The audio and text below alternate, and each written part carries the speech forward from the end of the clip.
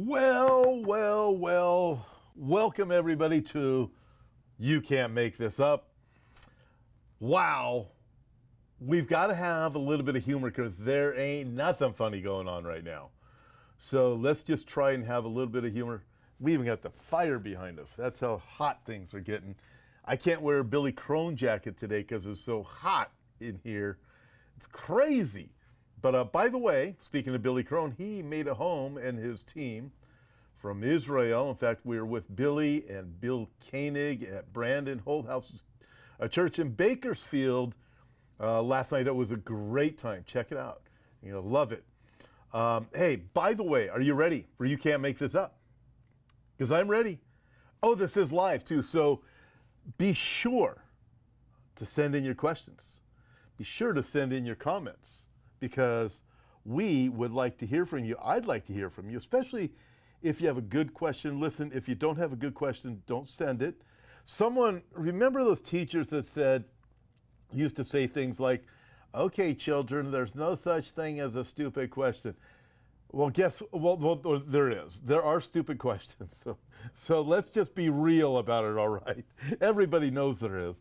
Okay, so let's say, wow, look at all these people. Lisa D, thank you for being here. Cy Smith, praying for the peace of Jerusalem. Juanita, wait. Hi, Lisa. Do you know where Tom was on Prophecy Q&A panel recently with Bill Koenig and Billy Crone? Yes, I was there. I was there the whole time. I was watching it and accidentally tapped another channel. Can't recall the other pastor's name. The other pastor was Tom Hughes. It was on Brandon Holthouse. It was at Brandon Holthouse's, Pastor Brandon's church, Rock Harbor. Phenomenal. It was great. It was a 2-hour video. It was fantastic just last night. Pamela from Northern California says, hi. Ricky Smith, this Texan stands for Jesus and the Jewish people throughout the world. Almost home.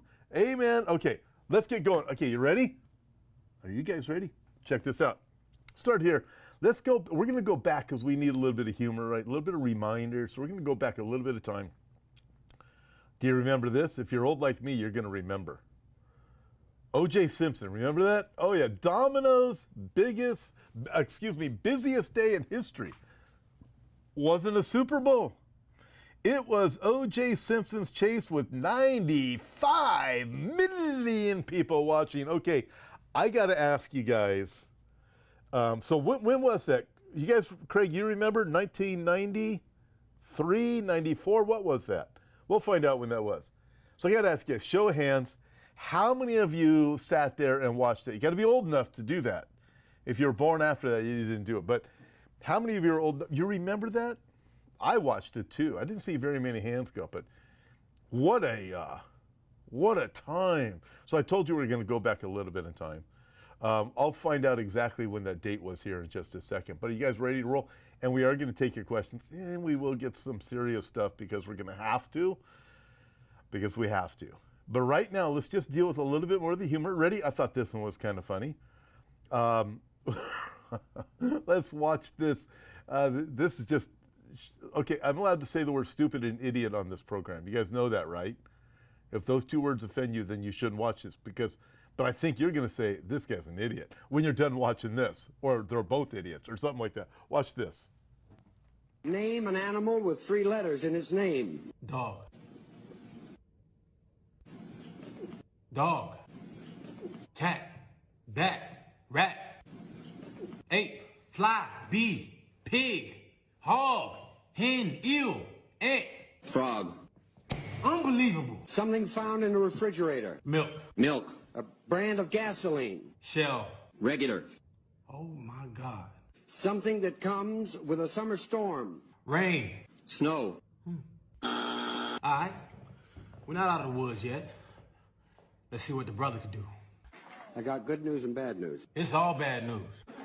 Give me the bad news first. The bad news is your brother thinks it snows in the summer and can't think of any 3-letter words. Name an animal with 3 letters in its name. Dog, cat. Please say something normal. Alligator.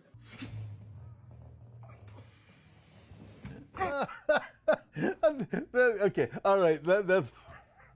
I told you y'all would say, you'd start using the word stupid and idiot right after that. So alligator, I mean the other, oh, that was great. Anyways, at first I thought it was AI. Then I realized, no, these are just really stupid people. So that was funny. Hey, so David Dew says, hi, Pastor Tom, when are you going to visit Calvary Chapel Signal Hill? When James Cadiz invites me and I'm available. Those two things have to coincide. Hey, just so you know, David, tell James he's never invited me to do a Sunday. He's invited me to do other things. I've invited him. Remind James, I used to invite him to my church all the time. Wow, I never thought. James has never invited me for a Sunday. I'm thinking James is a fraidy cat. You tell him, David. You tell James he's a fraidy cat. In fact, you even show him this clip. That's a good point. I never thought about that before. Thanks for bringing it to my attention, David. I've been to his church. I've hung out with him. We've done a lot together. I think he's afraid. Catherine Cole, will Trump open the Keystone Pipeline? I don't know, but I have a crystal ball, and we're going to go somewhere else in just a minute. So we're going to see about that. So, okay, you ready? Ready for this? Okay, let's deal with something. So I was out. I was really feeling not good a week ago. So Kurt Reed covered for me for You Can't Make This Up, and Pastor Dave Bowen covered for me for the news last week on that. I think it was Wednesday or Thursday. I'm feeling better now, as you can tell. In fact, yesterday I was still messed up. Today I'm actually feeling better, much better. But so I got to cover some things that I wasn't able to cover last week. So you ready? Let's go back. Remember the big riots that were supposed to happen? Okay, watch this. We're going to go through some things here. So look at this picture. Look at this. Babylon Bee. Support for police skyrockets after they start shooting journalists. Woo! How can you, I mean, you got to love that, right? So, yeah, so no kidding. Okay, so with that, let's go through a few things, like a little bit more humor. We got to go back again, a week and a half. I had a whole, check this out. I had a whole Greta Thunberg show I was going to do for you guys, but I got sick and I wasn't able to do it. So I've got material, say maybe I'll do one in the future because Greta Thunberg, she'll show back up. But so we're just going to go back. We're going to hang out with the riots for just a few minutes. Then we're going to get to where we are right now. You ready? Governor Newsom, check this out. Check out Governor Newsom.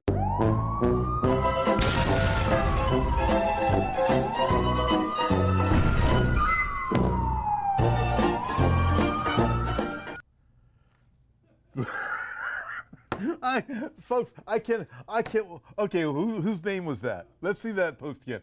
Kim, we fly soon. Kim, I cannot repeat that. I just can't, Kim, I can't believe you said that. Hey, David Doe, you should read what Kim, we fly soon just said. I'll leave it at that. Okay, back to Governor Newsom. So Governor Newsom, remember when California was on fire, Los Angeles was on fire back, I think it was January, right? On fire. Okay, that was January, all burning.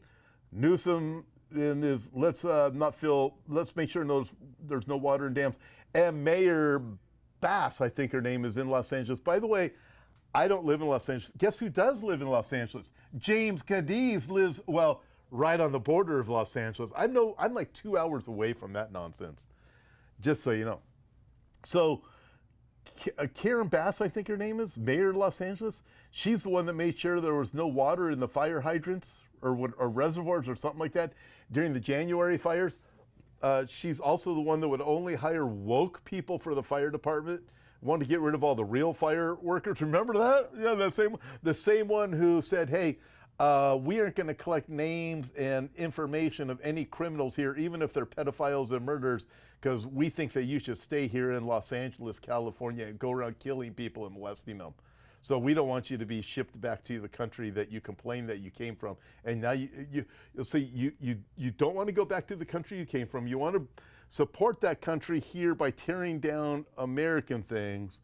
And then when you're threatened to be shipped back to your country, you scream and yell because you want to stay in America and burn and loot. Whatever. Okay, so You get it, right? So, hey, Pastor Gary McKibben is here. Gary, thank you for joining me. I don't know what time it is over there in the UK, but thank you for joining us. Gary, how would you like to do a You Can't Make This Up with me sometime? That would be cool. As I said, I don't know what time it is, or just whatever. I would love to have you on sometime. Okay, you guys ready? Okay, Newsom meets Newsom. The governor you just saw, watch this.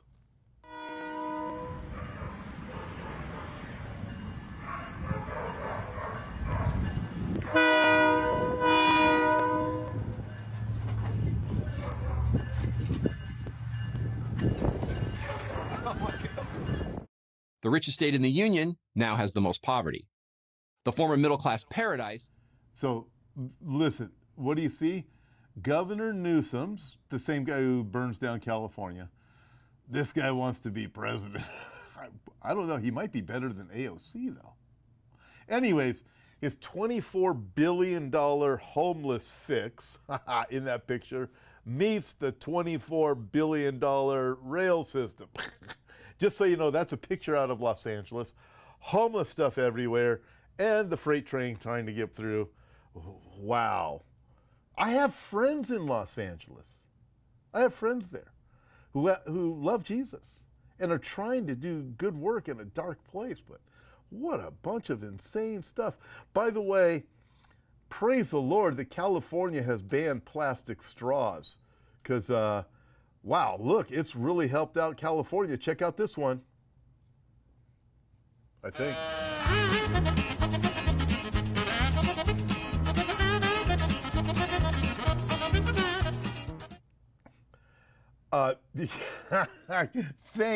Praise the Lord, California banned plastic straws. By the way, you know what I've noticed here in California? A lot of people who own restaurants and stuff that think it's really stupid, they give you plastic straws. I don't think Starbucks does. Oh, Starbucks. But places that have some brains and aren't woke. It's funny, the woke stuff is there's a million different genders and you can't have plastic straws. Like, what? You guys are nuts. Okay, all right. Oh, Gary, Pastor Gary, he's up for it. So, Gary, we'll get you on live. It's 10:10. They're 10:12 now. PM. That's late. Okay, we're going to do it. Gary, I'm going to have Craig and Matthew. They're going to set it up. That would be great. Wouldn't you guys love to have Pastor Gary McKibben joining us from the UK for a You Can't Make This Up episode? That would be awesome. Okay, now let's go back to the riots. I think it was during the Rodney King riots, if I remember correctly. Los Angeles. Gosh, it was O.J. Simpson in Los Angeles. The fires in January were Los Angeles. The riots this last week, so-called riots, were in peaceful protests were in Los Angeles. Rodney King was in Los Angeles. Remember the rooftop Koreans?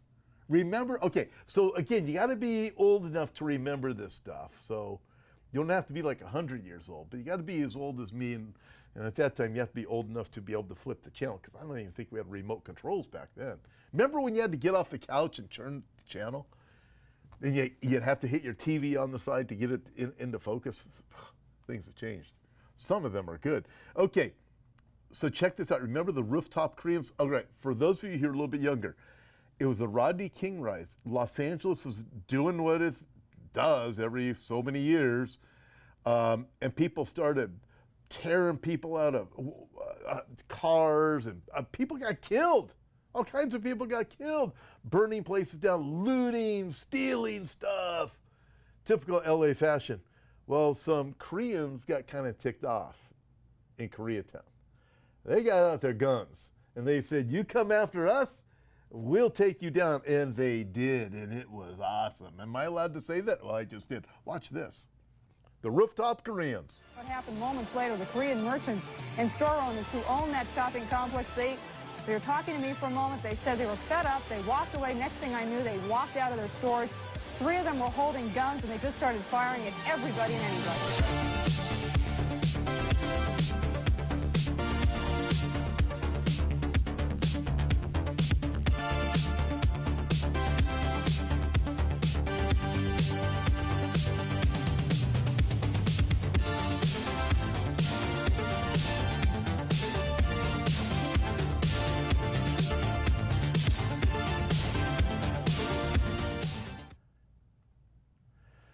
So, okay, so the rooftop Koreans. I mean, isn't that cool? Okay, I gotta ask the young guys that are here in studio. Hey, Matthew, no, did you ever hear about the rooftop Koreans before?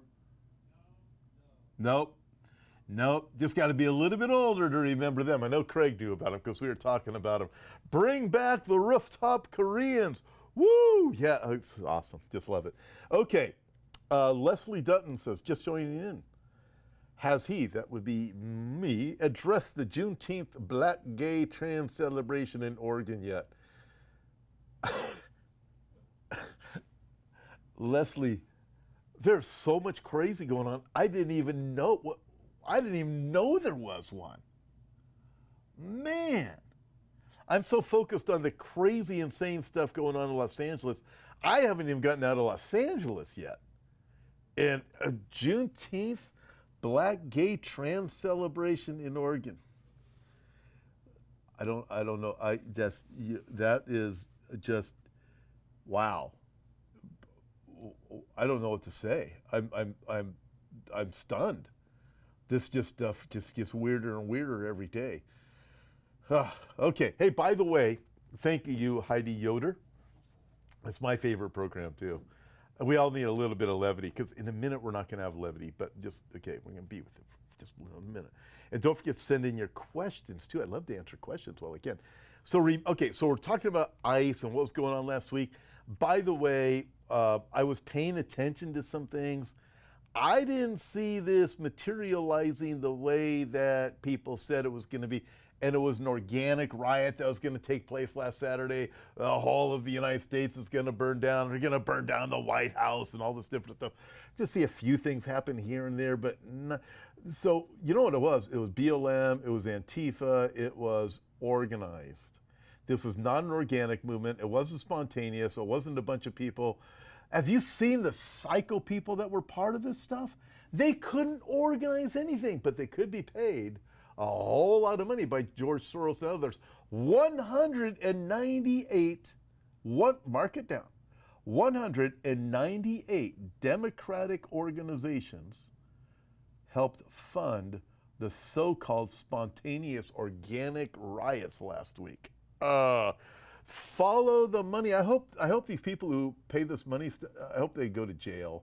They need to go to jail. Listen, BLM was not spontaneous. Antifa, really spontaneous? No.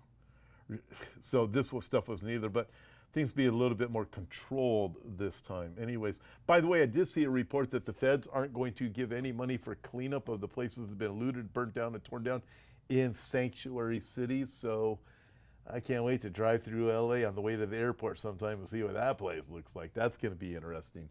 Okay. Okay, where am I going? Okay, Obama. We got to watch Obama. Remember him? Let's watch Obama, what he had to say about deportation. Let's get some facts. Let's roll. If you're a criminal, you'll be deported. If you plan to enter the U.S. illegally, your chances of getting caught and sent back just went up.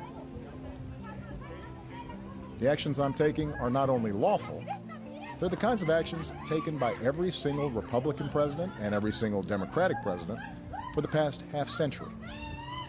And to those members of Congress who question my authority to make our immigration system work better, or question the wisdom of me acting where Congress has failed, I have one answer. Pass a bill. So there you go. If you're a criminal, you will be deported. That was Obama. Hello? Oh, Trump's going to do it. No matter what you think about Trump, Trump's going to do it. Oh, he's of the devil. How can he do? If you're a criminal, get out and ship them. We got enough criminals here. I can see them right down the street from here.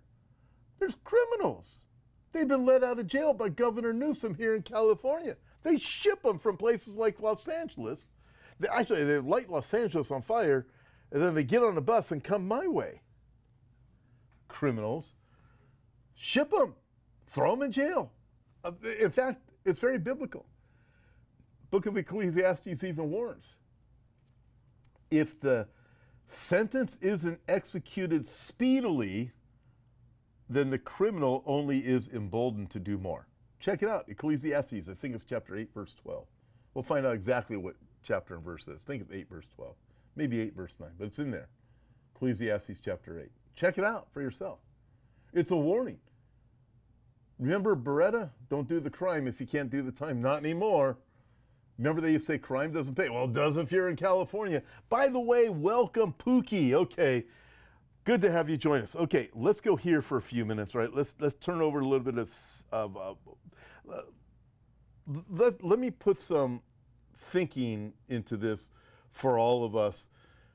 Some of you have been to Israel before. Some of you have been to Israel with me. By the way, if you went to Israel with me in March, I promised I was going to send out a couple of videos to you. Those will be going out either today or tomorrow. I want you to have them, and thank you. That was a great trip. Praise God we were able to get in there. And if you went to the Seder, if you joined Seder back on Good Friday, we sent you a video like a couple of weeks ago. Make sure that you open it. There was information in there for you guys. It wasn't spam. It really was me. So I really did send it. So check that out. There's information I promised I would get you. I got you guys that. By the way, I also, check this out. I have a book that is coming out at the end of the month. So it'd be like June 30th, July 1st. And it's called Israel's Place in God's Eternal Plan. It's biblical. What I want to do is give a biblical understanding for the position of Israel. And I'm going to deal with a non-biblical understanding of the position of Israel on a prophecy update I'm going to do for you guys. But my book is Israel's Place in God's Eternal Plan. What happened was, back in 2013, I did a series of messages on the nation of Israel, and then I updated them over the years, and then I thought I'm going to put it into a book format someday, and hemmed and hawed for a long time, until about 6 months ago I said I'm going to do it. So that's what it is. It's able to update it. It's really good. It's a good read. It really helps you to be able to get through to really understand things. Just I think it's the best one I have yet. And it's not going to be for sale on Amazon. It's not going to be for sale on Hope for Our Time store either. What it is, it's only for people. It's going to be downloadable. It's going to be an ebook, and it's going to also be audio. And it's for people who have said, you know, I like what Hope for Our Times does, and you've partnered with us financially in 2025, or you're saying I'm going to start in June. If you just go to the website or the app, you can just join us. How to give, and we will send you this book. It will be out July 1st, June 30th. So only just a little over a week away, and it's really good, but it's not going to be for purchase. It's just for anybody who's come alongside and financially partnered with us. Say, I want to help you guys. We're not supported by church. We're not supported by an organization. It's just you guys, and I'm so thankful because we could not do this without you guys. And thank you so much. But that's coming your way if you have just said, yeah, this is ministry I like. I partner with you guys, and so that book's coming to you. So it's really good too. I know it's really good because I wrote it, and I also preached on the messages several times in past years and updated it. So I think you'll like it. Okay, with that, ready for the next one? And don't forget to send in your questions. I haven't had any questions yet. Just do remember, as I said from the beginning, there's teachers who used to tell us there's no stupid questions. There are stupid questions. So anyways, just saying. Try to ask good questions. Okay. Oh, Christine S. has a good question. I'm going to get to that in just a minute. Arab, okay, watch this Arab guy. So he's shocked. It's a really good short video. You can tell it wasn't manufactured just from the way the reactions were going, how it played out. And I'll walk you through it. It's just short, and it's pretty self-explanatory. It's helping people to understand. People think that Israel is anti-Arab. If you've been to Israel, with me or with anybody, you realize, wait a minute, Candace Owens is wrong. Israel isn't anti-Arab. Israel isn't an apartheid state. Absolutely ridiculous. You go to the Arab countries, guess what? You can't be Jewish or you're dead. There's parts of Israel, did you know that? Parts of Israel you can't go to if you're Jewish. Did you know that?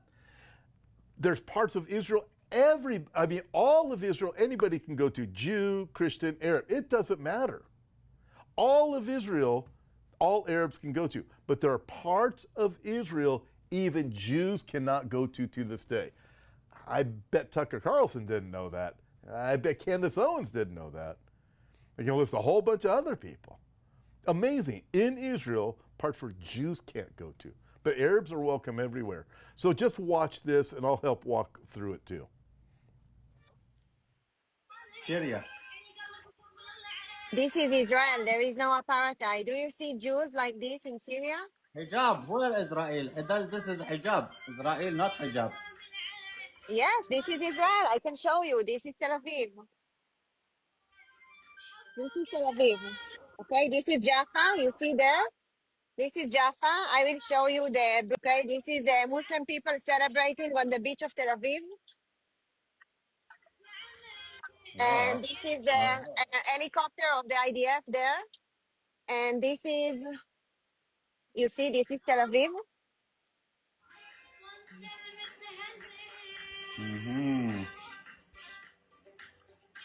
And you see, we have signs in Arabic. You see, this is signs in Arabic.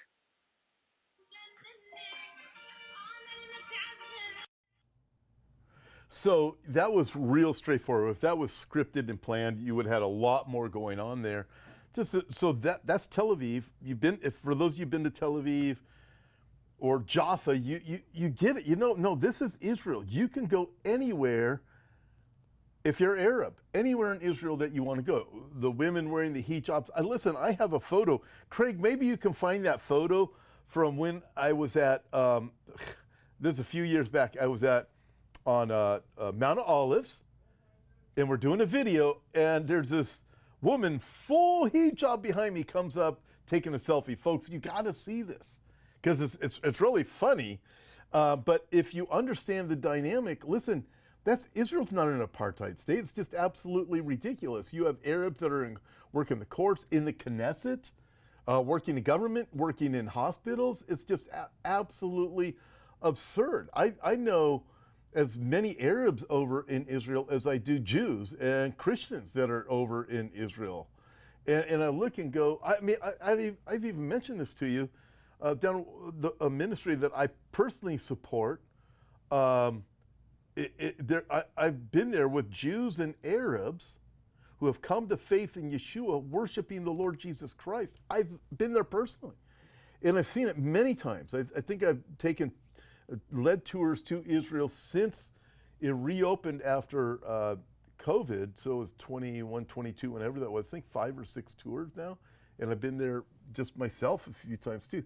Listen, there's Arabs all over there, so it's absurd, but you would never hear that coming from the mainstream media. We're going to get this picture because it is quite humorous. Okay, and from Mount Olive, we'll get there. But Christine asks, what was the best thing you thought came from the Q&A last night? It was so informative, and appreciate the panel. Christine, I don't know if I could come up with the best thing to take away, except that I would say this. I thought everybody on the panel was outstanding. Billy Crone, especially being jet lagged, just coming from Israel with missiles and everything, literally. And then Bill Koenig being there, flying in, myself, and then Pastor Brandon. What an outstanding host. I mean, Brandon's so smart, could have done any of the questions and just been brilliant, and he let us all answer. It was just, it was really an outstanding. I would encourage anybody to watch it. It was from, again, Brandon Holdhouse, Rock Harbor, YouTube from last night. There were so many good things that were said. All of us were saying something different too, which was really, really cool. And I'd say maybe the best takeaway was not so much in the question and answer itself, although the questions were outstanding and the answers, they were just great. They were just great. I would say it was the best thing is because the understanding and truth and faith building for all of the people who are watching and listening was there. In fact, Pastor Brandon asked this great question: can you give a non-biblical reason to support Israel? In other words, we use our Bible all the time. This is why. He said, give us a reason apart from the Bible, because people who don't understand this, they're in politics or whatever. We have all this anti-Semitism and anti-Israel stuff coming on the right. What are non-biblical reasons to support Israel? And we are able to just lay that out, all three of us giving different reasons why, without even using the Bible, why you would. Again, I'm going to do a full message and a prophecy update on that coming up soon enough. But the whole night was great. So what did it? Just strengthen everybody. Everybody that was there, God bless you for anybody that was there. That was really just a terrific night. Personally, I think Pastor Brandon should be hosting these about every 2 months. What do you guys say? It was just great. I've got ideas. Anyways, it was really good. And all of you who were there last night, I know you were totally just blessed, strengthened, encouraged. And we need this more and more, to gather together more and more, because we find out there's like-minded people. We have questions. We get beat up all the time by people who don't like us, don't like what we believe, or any of that. It strengthens one another. By the way, speaking of, James Cadiz, Brandon Holthouse, David Tallow, and myself will all be in Santa Barbara coming up August 9th for a conference. I'll stay over. I'm going to speak at that church on August 10th. It's on the website, hopeforourtimes.com. And then that's in Santa Barbara, California. It's going to be a great time. You got to register for it. Just a great time. In September, we're going to be in Texas. And I'm trying to think of everybody that's going to be speaking in Texas. Eric Stackelbeck, Dr. Andy Wiz, Dr. Hamosh Shariat, Olivier Melnick. We're also doing a Shabbat dinner on Friday night. That's going to be Friday and Saturday, and then I'm going to be staying over on Sunday and speaking at the church on Sunday in Texas. Got to register for that. I know I'm missing a couple of people that are speaking there, Pete Garcia, and then I have a special guest that's going to be speaking in Texas too, which I'm not ready to announce that to y'all yet. But we need this. We get around, we encourage one another, especially as, listen folks, the opposition is increasing against all of us. It's increasing. It's going to get harder and harder to stand for what you believe. You're going to get mocked and scoffed even more. And anti-Semitism is going to increase. So take advantage of these times. The Bakersfield, these conferences, these things are just worth getting together. By the way, Pastor Gary McKibben, it's already been confirmed. Thank you, Pastor Gary. Going to be joining us live on August 14th from the UK for you. Is it You Can't Make This Up? Is that You Can't Make? Great. You Can't Make This Up, August 14th. Pastor Gary, thank you. That's going to be terrific. Okay, folks, I promised you this photo. You ready for this? This just is proof. Listen, Arabs can go anywhere in the land of Israel. Jews cannot. But watch this. Look at this photo. You ready? That's me when I was looking thinner, because that was back when I used to work out all the time. Okay, so this is hilarious. I'm on the Mount of Olives. I was talking about the temple. I remember it well. For those of you who are familiar with this, there's a valley down below. That's the Kidron Valley. So we're there, we're setting up shop, starting to talk, and I didn't know what was going on behind me. The film crew that was with me did, but I did see a bus pull up. And so I saw all these women in full hijab. Look at what she's wearing. She is covered head to toe. And she's taking a selfie. Friends, that's hilarious. I mean, what's your picture? I mean, I thought that was that gives a whole new thought to photobomber, doesn't it? Anyways, am I allowed to say that? Anyways, but I remember well, and I'm sitting there. I didn't know this was going on behind me. The film crew did. They're laughing. I turned around, and the lady, she was young. I could tell that. And then as soon as I turned around and looked at her, she just started cracking up. And then her friend was over there. They both just started laughing. But there, you couldn't see a thing. Where are they taking a picture of? Here, it's a picture of me. How do you know it's a picture of you doing a selfie? But it was, anyway, if you're Arab, you can go anywhere in Israel. If you're Jew, you cannot go anywhere. They're trying to eliminate Jews from the areas of Judea and Samaria all the time. The UN is. The Western media is. Jews can't live there. Jews can't live there in the land of Jews. Why can't you live there? You want them there. And I want to deal with this again too, because here's a fact.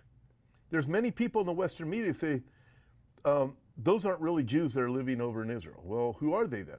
Because the 2 billion Muslims worldwide, they want to kill them because they're Jews. You ever thought of that? They believe they're Jews. That's why they want to kill them. Okay, if they're not Jews, then why do you care if they live in the land of Israel? Right? You do care because they are Jews. It's anti-Semitic at its core. So Jim Bellingham, he thought that was a ninja behind me. It wasn't a ninja. It was a young lady doing a selfie. A photo bomber. A selfie with a full hijab. I just find that kind of funny. All right, check this out. We got an Egypt and Gaza, and then Gwen Stone. We'll get to your question in just a sec. Oh, I have to get to that, Gwen Stone. Got to get to that with what in the world's going on with China. So check this out with Egypt and Gaza. I think you should update your poison. You should get an updated version of the talking points against Israel. All of the things you said they're quite low level. They're not very impressive. I've heard it 1,000,000 times, and it's quite childish. It's interesting for me to hear that from an Egyptian. Last time I checked, Egypt is the second largest beneficiary of American money. And if you reportedly really care about your tax money, then have you asked yourself why the US is providing so much money to Egypt and what the US gets in return? And what I would like to know is, why is the Arab Egyptian Republic refusing to receive refugees, their Arab Muslim brothers from Gaza, and why are they so inhumane and cruel and preventing poor Gazans from escaping a war zone? Last time I checked, the only war where civilians have been prevented from leaving, escaping, fleeing a battlefield is this war. I cannot remember, and maybe you as a comedian can think of another war where civilians were prevented from a neighboring non-hostile state to flee the war. I cannot remember any such thing. And I think that the country where you come from has a lot to answer from. I know that you're more confident in bashing Israel and talking conspiracy theories and AIPAC this and that and all of the other nonsense that you regurgitated. But let's talk about Egypt. Let's talk about their responsibility. Let's talk about US funds to Egypt. Let's talk about their cruelty. Let's talk about how they have prevented humanitarian access to Gaza. Let's talk about the fact that they have built the world's biggest wall that dwarfs the Chinese wall and all Israeli security walls between Gaza and Egypt. Why did they do that? Out of Muslim compassion? Out of care for humanitarian rights of their Arab brothers? No, because they want the poor Gazans in, and because they know that programs like this one and other programs will support Hamas propaganda and will blame Israel for what's happening. Yeah, so there's some facts. Thank you, Jonathan, for bringing the facts there. Listen, have you seen Egypt's border? Hello? Hey, by the way, really amazing things are happening. There are people turning to Christ in unbelievable numbers in Iran, Syria, Turkey, Lebanon, and we know from Isaiah chapter 19, that's right, the Bible talks about Egypt turning to the Lord because of their oppressors. When does that get fulfilled? Maybe now, maybe not until after the rapture, but Egypt, Isaiah chapter 19, turns to the Lord of Israel, the Jewish Messiah. That is pretty cool because of their oppressors. We're seeing this, all this terrorism going on in the world. In the Mideast, those people are turning to the Lord. Amazing though, in America and over in Europe, it's just the opposite is happening. People just rebuke you. They don't want to hear about Jesus. They tell you they don't want to hear about Bible prophecy, all of this. Okay, let me get to some questions. There's already a way longer than normal. You can't make this up. Get to a few questions, and then I'm going to go to the tip of the week because we're going to need this tip. Gwen Stone says, have you heard anything more about the 20 Chinese planes loaded with chemical weapons? Gwen, yes, I have. I've actually heard quite a bit about it. For those of you who don't know, I'm going to actually do my update. I'll bring it into my breaking news coming up in a couple hours. But, excuse me a second. But last night in Bakersfield, I mentioned that I had received a call about these 20 planes that they were Chinese. They shut off their transponders. They were going over to Iran. And I said at that point, it was speculated with a very good probability that this had to do with chemical warfare that was going to come to Israel. By the way, China is in a very bad position. I'll explain that on my news update, my Today in Prophecy, in a couple hours. I'll go into more detail on that. But great question, Gwen. It was all confirmed today. It is real. It's really happening. What's really going on with these planes? I give the different scenarios, but China is in a world of hurt. 90% of Iranian oil is sold to China. China has been upended, literally been upended like that because of what Israel just did in the Mideast. Unbelievable. Anyways, check that out for more. I'll go into more details on that. What in the world is going on? And then Trump now saying maybe it'll be 2 more weeks before we do anything. Folks, we live in crazy, exciting times. Nan Ramga says, what do you say to people who insist that the Israel's residents are not the actual seed of Abraham and that they're the synagogue of Satan? First of all, I'll go back to what I said a few minutes ago. Tell that to the 2 billion Muslims that are out there. They want to kill them because they are Jews. The other problem that you have is the people that say those aren't really the seed of Abraham, those aren't really the Jews, they need to be eliminated. Well, why do you want to eliminate them? Because they don't want those people in Israel into their land. Why don't they want them into Los Angeles, Miami, or over in the UK? Because they're Jews. So their own reasoning doesn't even make any sense. The synagogue of Satan argument is really pathetic. Going into the book of Revelation, listen, here's a fact is, I hear this all the time. Synagogue of Satan was talking about Jews who were persecuting Christians during that time at that particular church in Revelation, where you have the 7 different churches, Revelation chapter 2 and Revelation chapter 3. Remember, when the church began, it was almost 100% Jewish. Pentecost, Acts chapter 2, was Jewish. These were Jews who were coming to faith in Christ. John, who wrote the book of Revelation about the synagogue of Satan, was Jewish. The Messiah he's writing about is Jewish. The Messiah who is talking about the synagogue of Satan is Jewish. The synagogue of Satan was simply talking about the Jews who were persecuting the other Jews who were coming to faith in Christ and Gentiles who were also coming to faith in Christ. They were bothered by it.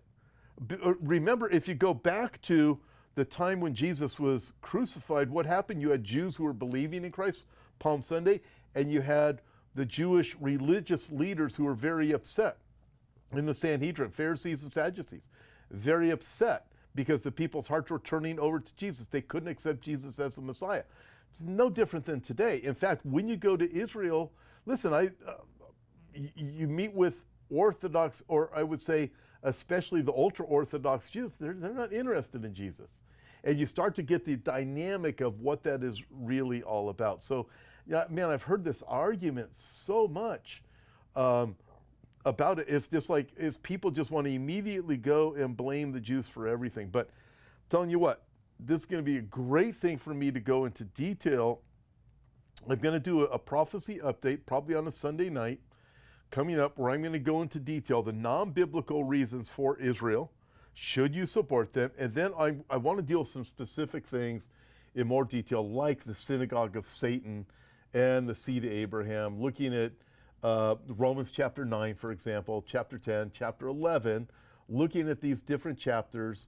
And in fact, I'll probably have to do 2 parts, but there's so much there, and it's just taking things totally out of context, spinning it, and then lumping all Jews into a particular place. Sojourner says, if the regime in Iran falls, how might that impact their involvement in Ezekiel chapter 38? It's going to impact it significantly. In fact, I deal with this I will deal with it in my news update coming up in a couple hours. But real quick, here's the thing. Current Israel, I'll put it in a nutshell. Israel has to be in a position to think they now have peace and safety. So whatever's going on in Iran with the threats against Israel, that has to be subdued, has to be eliminated. Israel has to think all is good. So the current regime has to collapse. It cannot operate like it is for Ezekiel 38 to come about. But Iran still has to live another day to be part of the Ezekiel 38 coalition with Russia and Turkey that comes against Israel. So it has to fall, but it has to come back to life. This is what I think, there's going to be a fake peace that's going to come. The regime's probably going to change, I believe. Israel's going to have enough confidence to think that Iran's nuclear problem is not a threat to them anymore. They're going to have to think Russia isn't a threat, Turkey isn't a threat, Iran's not a threat. So Israel's going to have to be in a place where they think they've been tricked into peace for Ezekiel 38. So a regime's going to come in. I believe a fake peace is going to come out of that. They're going to convey to Israel, we just want to get along. You can lay down your weapons and everything. Let's do a big group hug. And when Israel is totally unsuspecting, believe me, Russia, Turkey, and Iran are going to be coming at Israel, just like Ezekiel 38 says.